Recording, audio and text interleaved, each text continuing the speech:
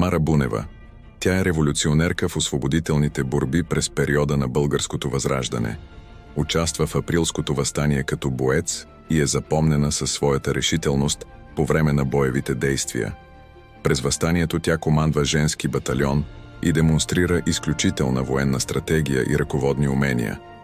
Нейното участие като военен лидер и революционер е важно не само за историята на България, но и за укрепване на националното самосъзнание. След края на въстанието, Мара Бунева е заловена от османските власти и изгонена от родната си земя. Тази жена успява да намери сили да се откаже от спокоен живот, сбогува се с съпруга и семейството си в името на един по-висш идеал. Колко от нас могат да го направят днес? Нейната роля в историята на страната е възпявана в литературни произведения и народни песни, които я превръщат в вдъхновение за бъдещите поколения.